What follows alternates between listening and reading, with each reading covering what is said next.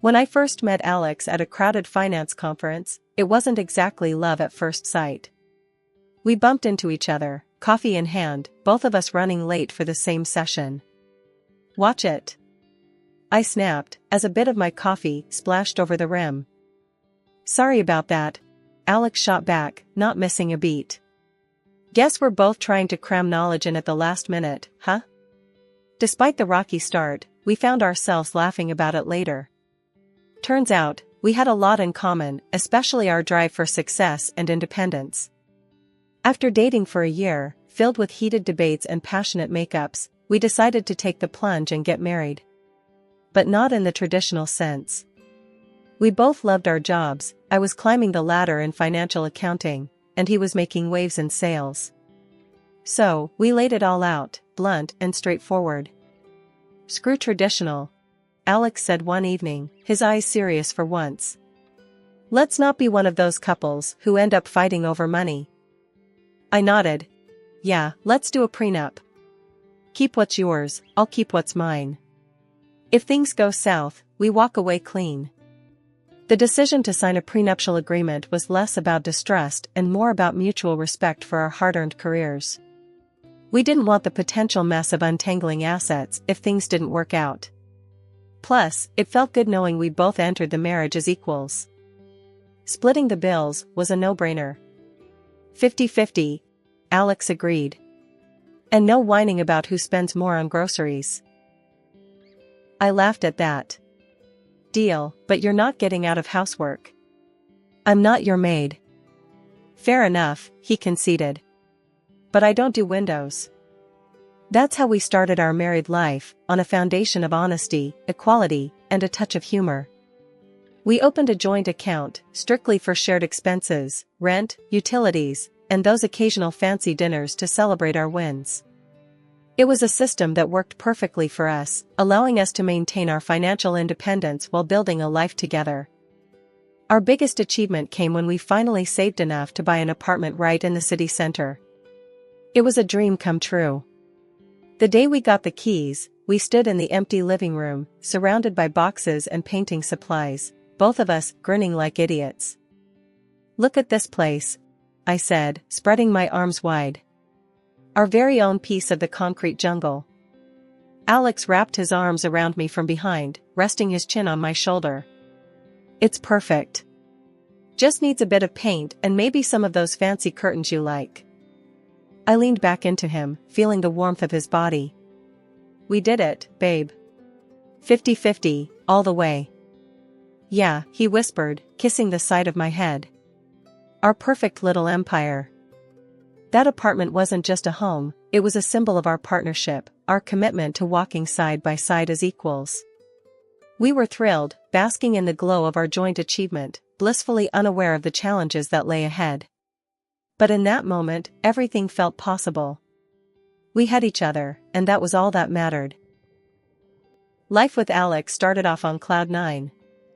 We were the perfect team, or so I thought. We were both climbing our career ladders, supporting each other, or at least that was the plan. Things started changing when Alex's mom, Mrs. Thompson, began dropping by more often. I never really clicked with her. She had this old-school vibe about women's roles, and me working full-time didn't sit well with her. One evening, as I was slogging through spreadsheets, Alex and his mom were in the living room, whispering. I could hear bits and pieces, her voice sharper than a knife's edge. I finally took a break and walked in, just in time to hear Mrs. Thompson say, "Emma's always buried in her work. Doesn't she know a wife should care for her husband?" Alex, bless him, tried to play peacemaker. "Mom, things are different now. Emma's job is important to her, and it helps us out a lot." But Mrs. Thompson wouldn't have it. "Back in my day, we knew our priorities. Your wife should be at home, making sure you're looked after, not glued to a computer screen." I couldn't bite my tongue any longer. "Mrs. Thompson, I respect your views, but times have changed. I'm not just going to sit at home." Alex and I agreed on this lifestyle before we got married. Alex chimed in, trying to smooth things over. "Yeah, Mom, we're doing things differently. We're partners in everything. Mrs. Thompson scoffed. Partners? A woman's place is in the home, not competing with men. Look at your sister, a proper woman, caring for her family. That hit a nerve. Being a proper woman doesn't mean giving up on my career or ambitions. I shot back, my patience wearing thin. The conversation ended with Mrs. Thompson huffing. Well, I just hope you know what you're doing. A family needs more than money. After she left, Alex and I had a heart-to-heart. Babe, you know I'm on your side, right? He said, taking my hands in his. My mom's from a different time. We'll do things our way. I nodded, wanting to believe him. I know, Alex. But it's not just about your mom. It's about us sticking to our guns, making sure we're on the same page. He hugged me. Always, Em. We're in this together. But that conversation with Mrs. Thompson was just the start. Her visits became more frequent, her comments more pointed. And each time, Alex's assurances seemed to lose a bit of their strength. I started to feel like I was on my own, defending our choices, our lifestyle. It wasn't long before this tension spilled over into other parts of our life. The apartment that had been our happy place, our sanctuary in the city center, started to feel less like home. We were thrilled when we bought it, our own little slice of the city. It was supposed to be our fortress against the world, but instead, it began to feel like a battleground for old versus new, tradition versus ambition. Our happy acquisition was turning into a reminder of the growing divide between us, a divide that seemed to widen with every visit from Mrs. Thompson and every silent dinner that followed.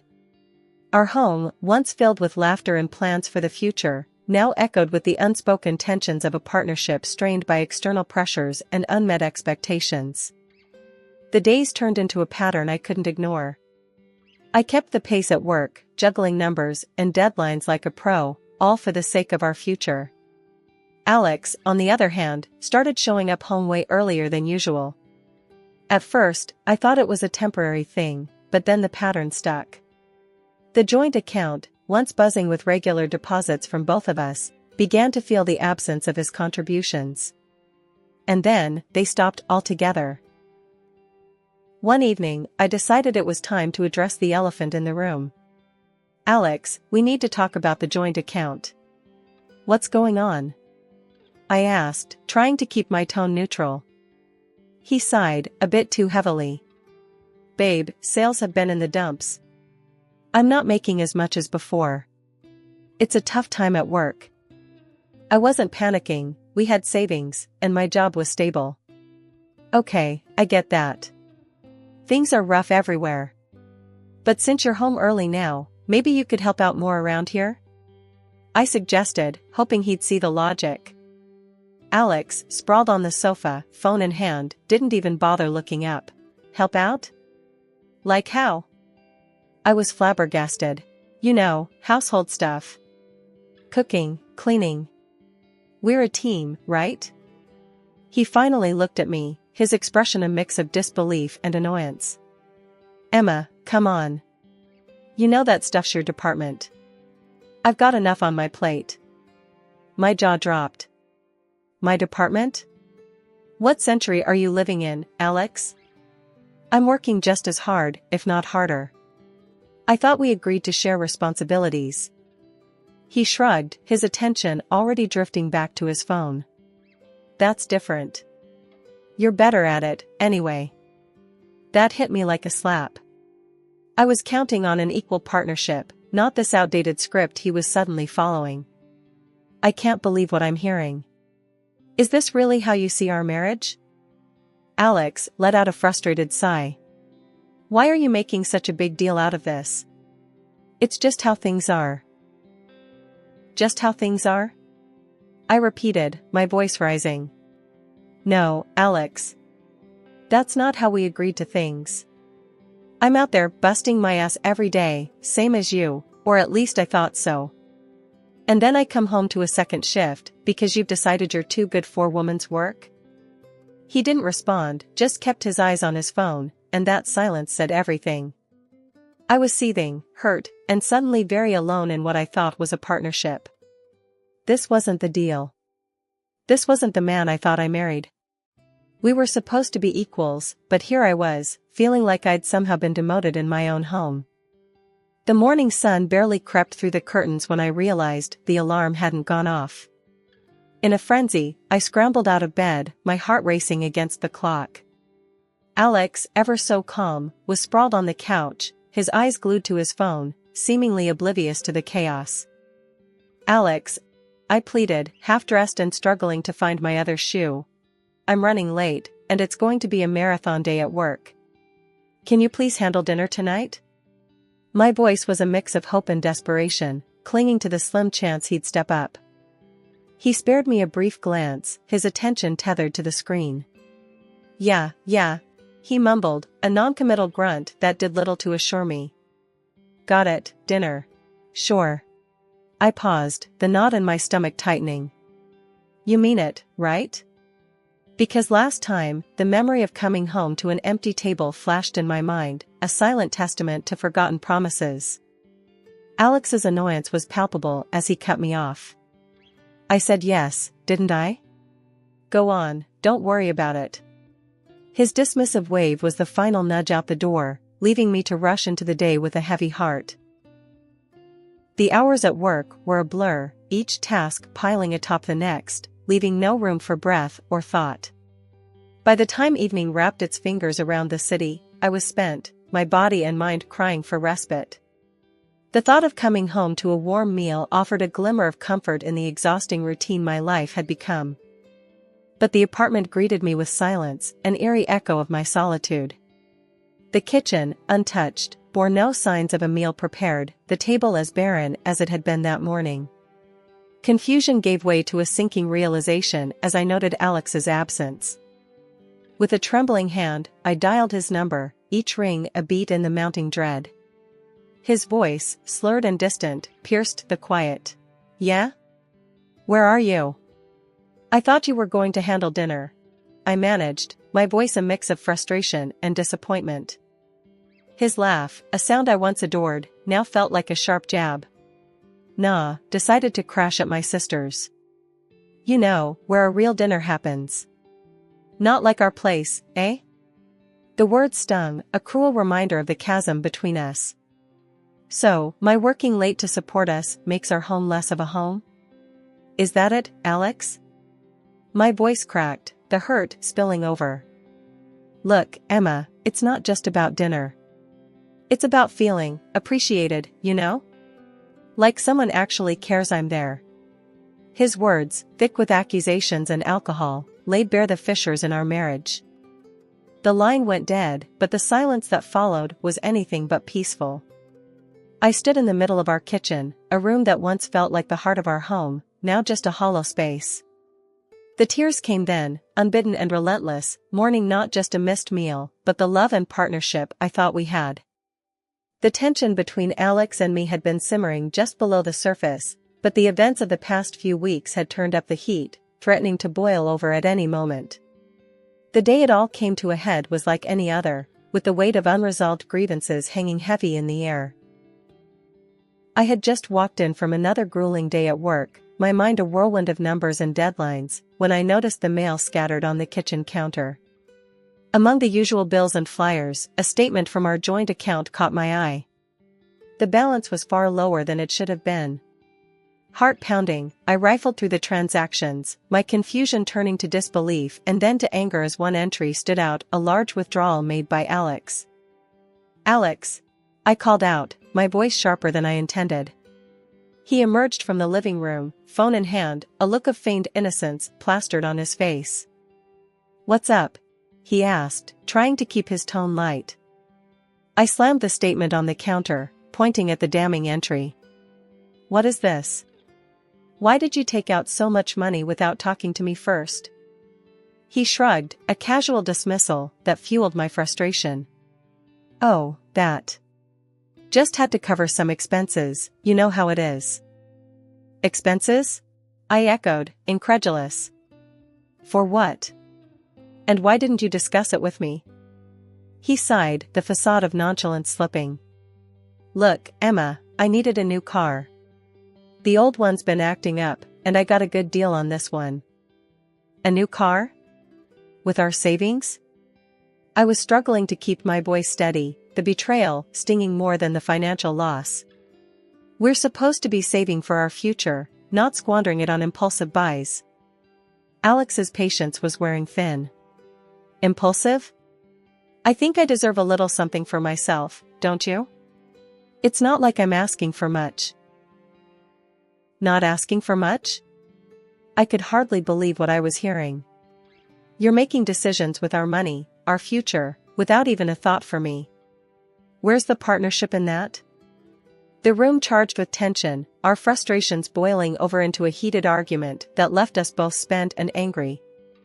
The distance between us felt insurmountable, the divide widened by every harsh word and accusation. As we stood there, the air thick with unsaid things, the phone rang, slicing through the silence like a knife. I answered, my voice raw from shouting. It was Mrs. Thompson, her tone sharp and accusing from the get-go. Emma, what's this I hear about you denying Alex a simple pleasure? A man works hard, he deserves to enjoy the fruits of his labor. I was stunned into silence for a moment, disbelief giving way to anger. Mrs. Thompson, with all due respect, this is between me and Alex. And for the record, he didn't work hard for this. It was our savings, for our future. Her scoff was audible, dripping with disdain. You young people and your future. A good wife supports her husband's decisions, not questions them. In that moment, I knew something had to change. But whether we could bridge the gap between us, or if it was too late for repairs, only time would tell. What was clear, however, was that the path ahead would be anything but easy. Life has a way of throwing surprises at you when you least expect them. Just when I thought things couldn't get more complicated, I received a letter that knocked the wind out of me. My great-uncle, a man of few words and solitary habits, had passed away. I hadn't seen him in years, and our interactions were nothing more than occasional, awkward conversations during the rare family gatherings. Yet, here I was, holding a letter from a lawyer, telling me he had left me everything he owned. His entire estate, his savings, everything was now mine. It was surreal, to say the least. I remember staring at that letter, the words blurring as a mix of emotions washed over me. Sadness, confusion, and a creeping sense of responsibility I wasn't sure I was ready for. And then there was Alex. His reaction to the news was like he'd hit the jackpot. Babe, do you realize what this means? We're set, he exclaimed, his eyes lighting up with a mixture of excitement and, dare I say, greed that I hadn't seen in him before. A week has passed, and I returned home tired after another crazy day at work. What I saw shocked me. There, in the midst of what should have been an ordinary evening, was my husband, Alex, beaming like he'd won the lottery, surrounded by his family, all of them basking in the glow of my great-uncle's unexpected generosity. Look who's finally home! Alex exclaimed, thrusting a glass of champagne into my hands, his excitement palpable. We're celebrating your big windfall, babe. The sight of the lavish spread from the city's priciest restaurant laid out on our table, and the merriment in their eyes, felt jarringly out of place. My mind raced, trying to piece together the surreal scene before me. Quit my job today, Alex announced proudly, as if he'd just made the most normal decision in the world. Why work when we've got this fortune, right? His grin widened, oblivious to the shock that must have been written all over my face. His parents, his sister, her husband, their kids, all were there, acting as if they'd just won the jackpot. And then, as if on cue, Alex added, "Oh, and before you join us, the dishes won't wash themselves, you know?"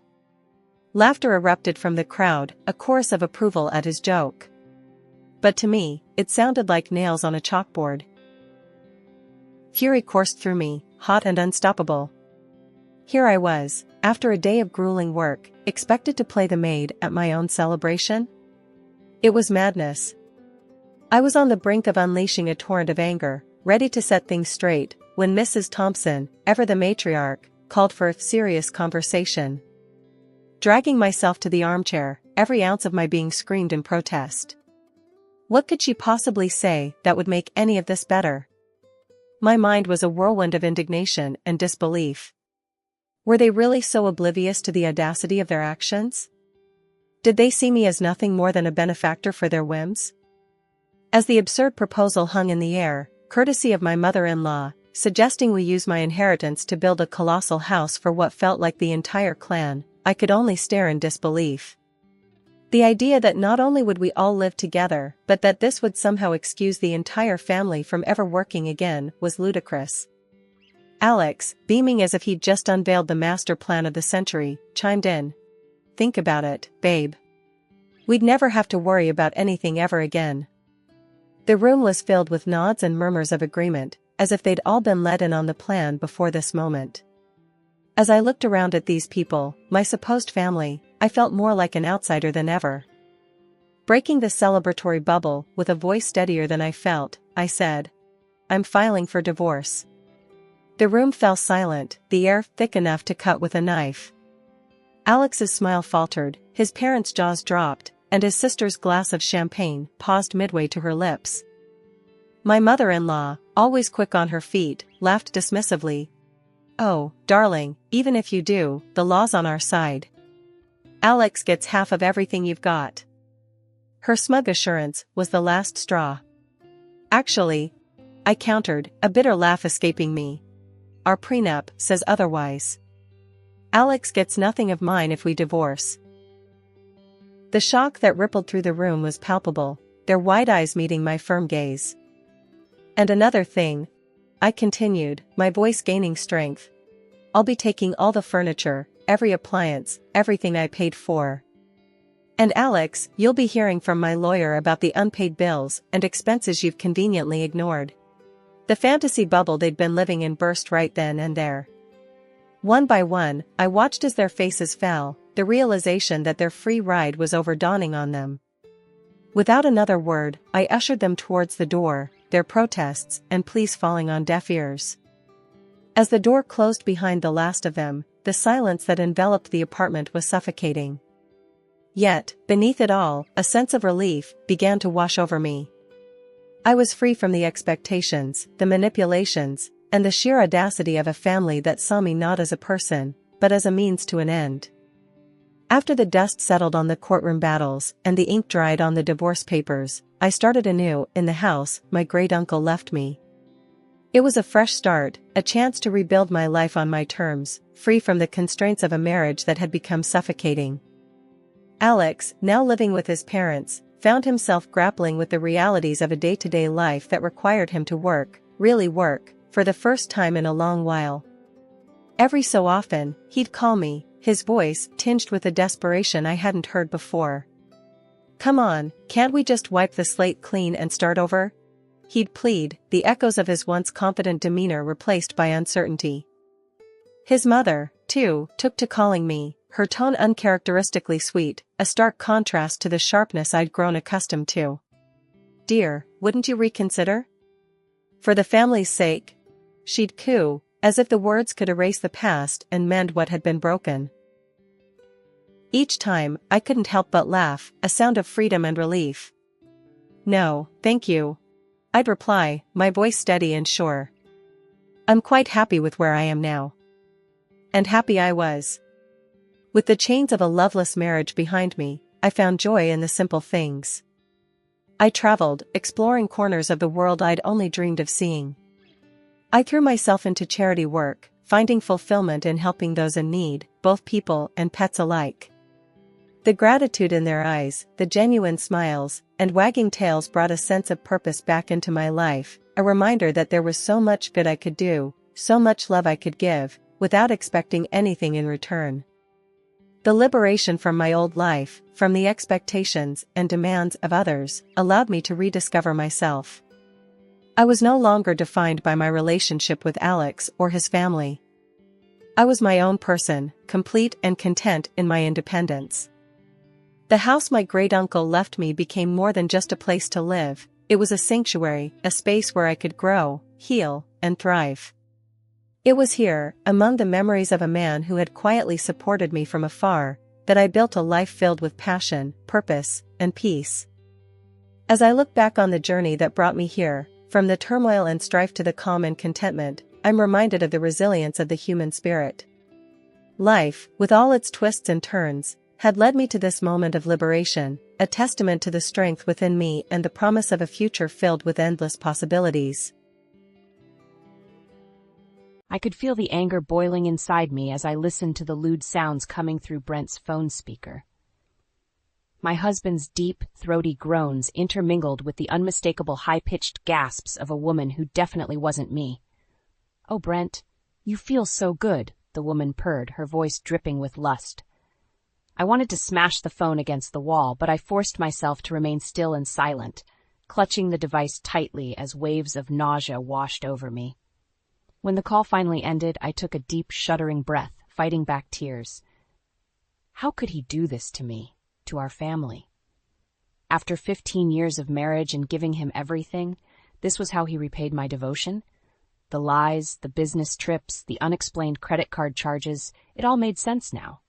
My heart pounded with a mixture of rage and devastation as I confronted the harsh reality. Brent was having an affair. I spent the rest of that night pacing restlessly, my mind racing as I replayed the sordid conversation over and over. Part of me wanted to confront him immediately, to scream and hurl accusations. But the other part knew I needed to stay calm, to gather evidence before he inevitably denied everything. When Brent finally returned home 2 days later, I steeled myself, forcing a tight-lipped smile as he bounded through the door with his usual charisma. "Hey, babe, I missed you." He pulled me into an embrace, his aftershave filling my nostrils and making me gag silently. I returned the hug stiffly, all the while imagining wrapping my hands around his lying throat and squeezing until his deceptive tongue lolled out. "Everything okay?" he asked, sensing my tension. His concerned facade only fueled my fury. "Just tired?" I lied smoothly, mirroring the ease with which he'd clearly been deceiving me. "Welcome home." As he headed upstairs to shower, I felt a surge of resolve coursing through me. I would uncover every sordid detail of Brent's betrayal. And when I did, he would face the consequences, severe, brutal consequences, for shattering the sacred vows he had sworn to me. Brent's carefree whistling echoed down the stairwell, but I heard only the faint rumblings of karma's approach, slowly gathering like an inescapable storm on the horizon. I took a deep breath and steeled myself before entering the living room. Phone in hand with the damning recording queued up, Brent was lounging on the couch, idly flipping through channels. "We need to talk," I stated firmly. He glanced up with a bemused expression. "What's up, babe?" Rather than answering, I hit play on the audio file. The unmistakable sounds of his aroused groans and the mystery woman's breathy moans filled the air. Brent's face drained of color as the recording played. When it finished, I fixed him with a cold stare. "Well, what do you have to say for yourself?" He opened and closed his mouth wordlessly for a moment, before regaining his composure. "Candace, that was just a stupid mistake. It didn't mean anything." "A mistake?" I laughed bitterly. "You expect me to believe that was a one-time slip-up?" Brent rose from the couch, hands raised placatingly. "Baby, I swear, it was nothing but a drunken fling during that conference in Phoenix. It'll never happen again." "Don't lie to me," I shouted, nostrils flaring. "I know about the hotel receipts, the suspicious credit card charges. How long has this been going on?" He shook his head vehemently. "No, you've got it all wrong." "Save it," I cut him off, feeling disgusted. "I can't even look at you right now." Turning on my heel, I stormed out of the room, slamming the door to the guest bedroom behind me. I collapsed onto the bed, hot tears of anger and humiliation streaming down my cheeks. How dare he try to gaslight me, to make me feel crazy for catching him red-handed? My body shook with rage at the thought of all the lies, all the times he had smiled in my face while carrying on a tawdry affair behind my back.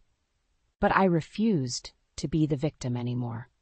I would expose Brent for the unfaithful snake that he was, gathering undeniable proof to shove in his smug face. Over the next few weeks, I documented everything, poring over bank statements, installing tracking software on his phone and computer, even hiring a private investigator to follow his movements. The evidence mounted rapidly. Hotel receipts, incriminating emails and texts, even video footage of him kissing and groping the woman, who I learned was his co-worker Amber, in a dimly lit parking garage. When I finally amassed the extensive file, I waited until Brent was home from another one of his frequent business trips.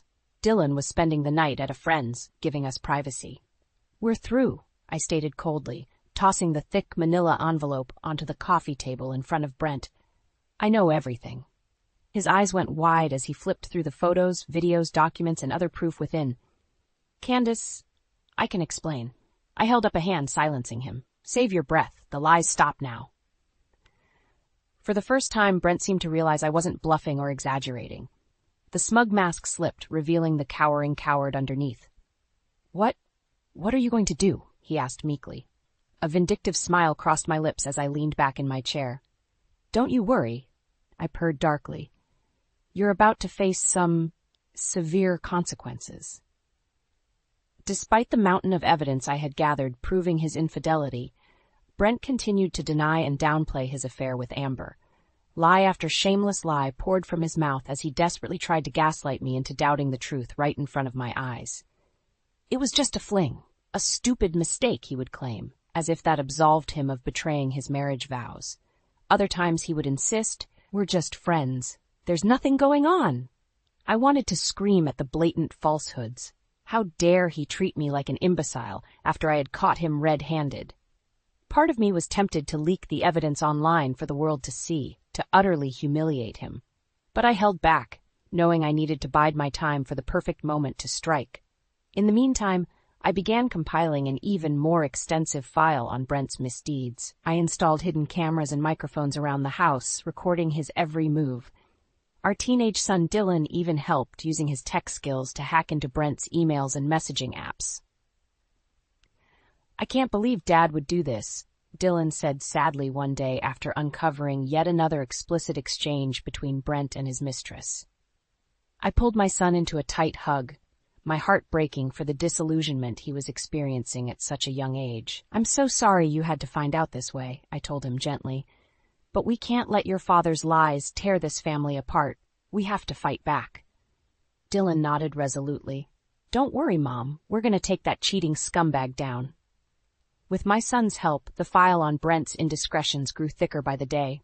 Incriminating photos, videos, emails, credit card statements, we collected it all, documenting his every transgression in preparation to obliterate his life. But still, Brent persisted in lying through his teeth whenever I confronted him, doubling down on his fabrications with almost sociopathic ease. "You're being paranoid and crazy," he would snap whenever I tried to reason with him. "There's no one else. You're imagining things." The gaslighting was maddening, making me question my own sanity at times despite the overwhelming proof I possessed. How could someone I had loved and trusted for so long deceive me so callously? The final straw came at Brent's family reunion over 4th of July weekend. As we mingled with his relatives at the backyard barbecue, I watched in horrified disgust as he blatantly flirted with Amber right in front of me, his wandering hands leaving no doubt about the nature of their relationship. Rage boiled in my veins as I stormed over and shoved him away from the smirking woman. "Get your hands off my husband, you home-wrecking whore!" I shouted, the vicious words ripping from my throat before I could stop them. Brent tried to defuse the situation, laughing it off as a misunderstanding to his oblivious family members. But I was done playing his game. Grabbing the thick file from my purse, I flung it down on the picnic table, photos and documents spilling out, displaying the lurid evidence for all to see. "Take a good look, everyone," I spat venomously, whirling on my astonished in-laws. "This is the kind of man your son really is, a lying, cheating scumbag who's been having an affair with this woman for over a year." Pandemonium erupted as Brent's relatives gasped and shouted in shock and anger. But I didn't care. I was past the point of protecting him or preserving his pristine reputation. He had made his bed, and now it was time to lie in it, no matter how publicly humiliating the consequences would be. The backyard erupted into chaos as I exposed Brent's sordid affair to his entire family. His parents and siblings recoiled in shock and disgust, gawking at the incriminating photos and documents strewn across the picnic table. "How could you, Brent?" his mother wailed, burying her face in her hands. "After everything your father and I did for you." Brent's dad shook his head slowly, a look of utter revulsion on his weathered face. "You're a disgrace, son. I didn't raise you to be this kind of man." But Brent didn't even have the decency to look ashamed. He simply sneered at me with contempt blazing in his eyes. "You crazy bitch," he snarled, spit flying from his lips. "You're going to regret this." Before anyone could react, he lunged across the table and grabbed a fistful of my hair, yanking me towards him until our faces were mere inches apart. The stench of beer and barbecue sauce wafted from his mouth as he hissed, "You think you've won? This isn't over." I stared defiantly into his crazed eyes, refusing to show fear despite my heart thundering in my chest. "I'm done with your lies, Brent. Our marriage is over, and so are you." Dylan suddenly appeared, shoving his father away from me with surprising force. "Get your hands off her!" he shouted, positioning himself protectively in front of me. Brent stumbled backwards, nearly toppling the table with the evidence in his drunken rage. Amber was at his side in an instant, clinging to his arm. "Come on, baby, let's get out of here," she crooned, shooting me a smug look over her shoulder. A chorus of outraged shouts and insults followed them as they stormed away. Brent's brother Chris stepped towards me, shaking his head in disbelief. "I'm so sorry, Candace," he murmured, placing a comforting hand on my shoulder. "If we had known, this is unforgivable." I nodded mutely, fighting back tears as the gravity of the situation hit me. My life as I knew it was over, but it was a life built on lies and deceit anyway. As much as it hurt, I knew I was doing the right thing. In the days that followed, the rest of Brent's family reached out in turn to express their shock and lend their support. Even his own parents, initially defensive of their son, came to realize the extent of his betrayal as they pored over the damning proof I had gathered. We had no idea he was capable of such depravity, Brent's mother told me, her voice laced with a heartbroken waver. "You didn't deserve any of this." I accepted their apologies stoically, appreciative of their kindness, yet numb to offering any absolution for Brent's actions. As far as I was concerned, he had committed the ultimate sin by breaking his sacred vows, and he would pay dearly for it. True to his vile nature, Brent remained utterly unrepentant in the aftermath of his exposure, attempting to gaslight and manipulate me into doubting the truth yet again. "You're blowing this way out of proportion," he claimed during one heated argument, his arrogance infuriating. "It was just a fling, it's not that serious." I could barely contain my fury as I hurled his words back in his face. "Not that serious? You disrespected me, your family, our entire marriage vows, all for some cheap fling with a woman you couldn't even be faithful to." Brent's eyes narrowed to slits as he stepped towards me, his body tensed with menace. "You'll regret this," he growled, each word dripping with venom. "I'm going to make you suffer for humiliating me like this." But I refused to be intimidated by his empty threats any longer. I had the truth on my side now, along with his own flesh and blood, who had disowned him for his disgusting misdeeds. "No, Brent," I replied coldly, staring him down with flinching. "The only one suffering will be you. I'm going to destroy every single part of your pathetic life, and I'm going to make sure you deserve every agonizing second of it." After the explosive confrontation at Brent's family reunion, there was no going back. The bridges had been burned, the truth laid bare for all to see. His parents disowned him, his siblings wanted nothing to do with him, even his own flesh and blood had turned their backs in utter disgust. But Brent didn't seem fazed by the fallout. If anything, he seemed to revel in the chaos, lashing out with bitter vitriol and doubling down on his reprehensible behavior. "They're all a bunch of self-righteous hypocrites." He sneered when I informed him that his parents were cutting him off financially. "I don't need their money or their fake love." His callousness was appalling, devoid of any remorse for the devastation he had wrought. It became increasingly clear that appealing to his humanity was a fruitless endeavor. He simply had none left. As the divorce proceedings began, Brent fought me viciously on every front, determined to make me suffer, even as the world crumbled around him. He drained our joint accounts, attempted to hide assets, and even leveled false accusations in an effort to turn our son Dylan against me. "Your mother's a lying, vindictive snake," he hissed, after I caught him trying to manipulate Dylan. "Don't let her turn you against your own father." But Dylan wasn't having any of it. Now 17, he had witnessed firsthand the depths of Brent's depravity and betrayal. If anything, it had strengthened the bond between my son and I, a united front against his father's toxic influence. "I don't know who you are anymore, Dad," Dylan said sadly, shaking his head. "But I want no part of this ugliness." With each despicable act, each pathetic attempt to drag us all down with him, my rage toward Brent calcified into an icy, simmering hatred. I found myself obsessively strategizing, plotting out every move to obliterate him, financially, socially, psychologically. It became my singular driving force, a all-consuming quest to make him feel even an ounce of the pain and humiliation he had inflicted upon me and our family.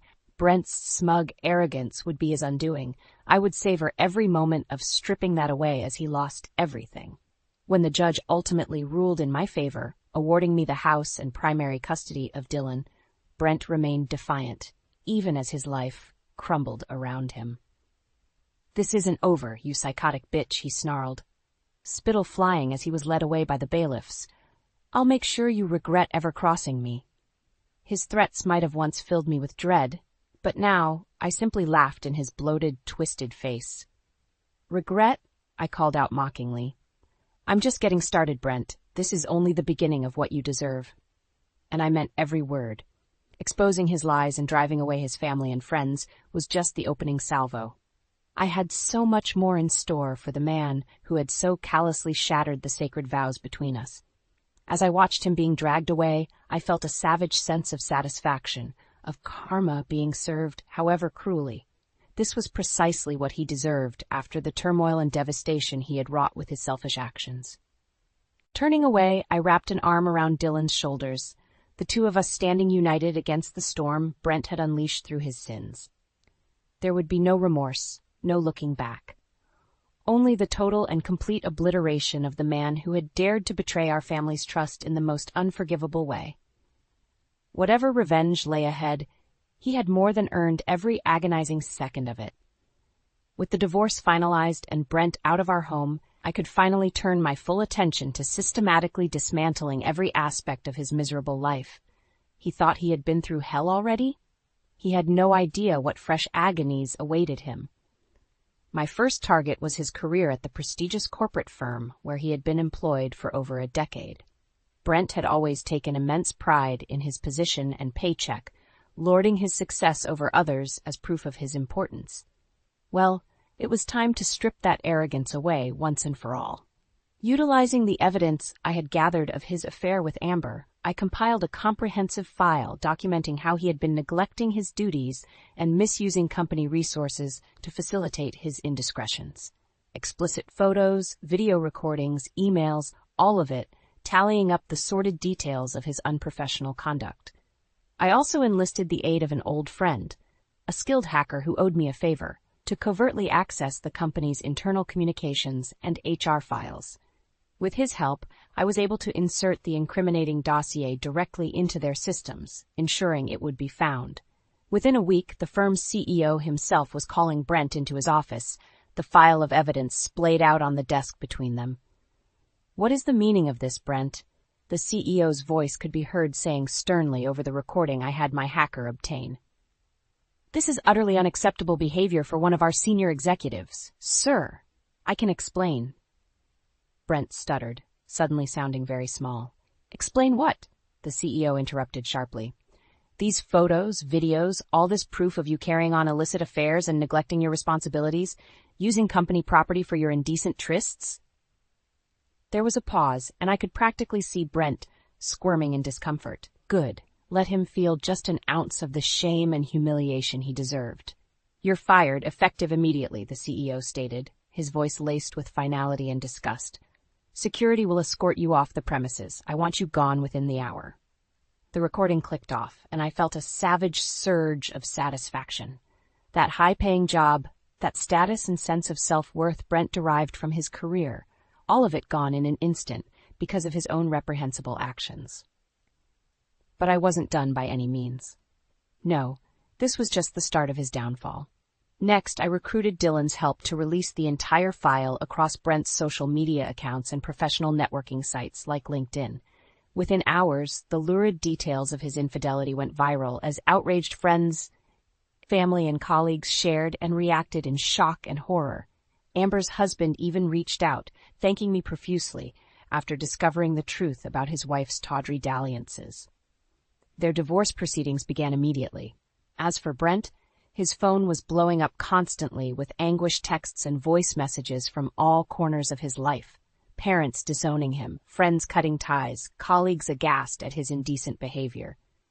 In one particularly satisfying instance, I patched his mother's tearful tirade onto the house speakers so we could both savor every blistering second of it. "You were my pride and joy," the woman wept brokenly. "But now, you're nothing to me, nothing but a filthy, immoral disappointment." I could see it all clicking into place for Brent in that moment, the total and complete ruination I had meticulously orchestrated. His entire world was crumbling into ashes before his very eyes. When he finally looked up at me with naked fear and loathing, I simply smiled. "Like I told you before," I said calmly, "this is only the beginning of what you deserve." With Brent's career, reputation, and family ties in ruins, I turned my sights to obliterating what little he had left, his finances and assets. He would be left with nothing, forced to start from less than zero after the hell I put him through. It began with liquidating our joint accounts and investment portfolios that I had access to through our marriage. Hundreds of thousands of dollars drained in a matter of days, transferred discreetly to offshore holdings where he could never trace it. "What did you do?" Brent demanded frantically when he realized our nest egg was gone. "Where's all our money?" I simply smiled placidly. "Considering how I earned every penny of that while you were gallivanting with your whores, I'd say it's finders keepers." His face purpled with rage, but I was prepared for his outburst. With a flick of my wrist, I produced a crisp manila envelope, a dossier detailing every single asset in his name that I intended to systematically demolish. "This is just a taste of what's coming for you," I said coolly. "You're going to lose it all by the time I'm through." True to my word, I deployed every underhanded tactic in the book to unravel the few holdings Brent had managed to siphon away and hide from me. With Dylan's tech-savvy assistance, we relentlessly hacked and probed until we discovered every last possession he tried to salt away. The classic '68 Mustang he had lovingly restored? Reported as a stolen vehicle until it was seized. The private investment funds he had stashed overseas? Drained away by my hacker contacts until not a cent remained. Even the house he tried to rent after being forced from our marital home. I made sure the landlord received an anonymous tip that Brent was an adulterer of the worst kind. He was kicked out within a month. With each successive blow I landed, stripping away his assets and driving him towards bankruptcy, the fight seemed to gradually drain from Brent's body. What was once a sneering, arrogant puffery became a hunched, haggard shell of a man. He would call or text me at all hours, devolving from bitter threats to pathetic pleadings as his life crumbled around him. "Candace, please?" He sobbed one night during a tear-filled voicemail. "I'm so sorry for what I did. You have to stop this. I have nothing left. I'll be destitute." I listened to the message impassively before deleting it without a shred of remorse. Brent's suffering was a calculated, perfectly engineered campaign, and it was nowhere near finished. When his car was finally repossessed and his cell phone cut off for lack of payment, he started showing up at my doorstep, begging to be let inside. "I have nowhere to go," he wailed, pounding on the door with gnarly fists. "You've taken everything from me. Why are you doing this?" I watched him through the security camera, taking perverse satisfaction in his total and complete debasement. This was the great Brent Connors, the corporate hotshot and arrogant cheater, reduced to a sniveling, desperate husk. When Dylan emerged from his room to see what the commotion was, I waved him off. "Don't bother," I told my son calmly. "He's just reaping what he's sown. That's all." My final salvo came in the form of a massive data dump to the IRS. Records upon records of Brent's financial misdeeds from tax evasion to money laundering. Within days, the authorities were at his ramshackle motel room with warrants and cuffs. The sight of his utter humiliation as they hauled him away almost made the entire grueling process worth it. Almost. Months passed as the full weight of my revenge campaign against Brent took hold. With each day that went by, he plummeted further into the abyss of destitution and ruin I had meticulously constructed. The corporate job, the money, the family, the home, it had all been systematically stripped away through my calculated efforts. Even his freedom was temporarily revoked after that IRS raid, though his high-priced lawyers managed to get the charges reduced to a slap on the wrist. But it didn't matter. The damage was already done. Brent was a shell of his former arrogant self, having lost every single thing that had once brought him swagger and self-worth. I savored every agonizing second as the proud, selfish man who had so callously shattered his marriage vows was ground down into broken submission. This was karma's bitter reward for his sins against me and our family. Dylan and I, meanwhile, were finally able to start fresh without the toxic weight of Brent's betrayal dragging us down. With my revenge complete and his own misdeeds having alienated him from everyone he knew, he was officially expunged from our lives like the cancer he was. We moved from our old home into a new place, a clean slate for just the two of us to begin rebuilding. Dylan seemed to thrive without his father's negative influence, excelling in school and landing a prestigious internship in software engineering. As for me, I had never felt more liberated and vindicated. The rage that had fueled my quest for vengeance had burned itself out, leaving only a sense of tranquility and peace in its wake.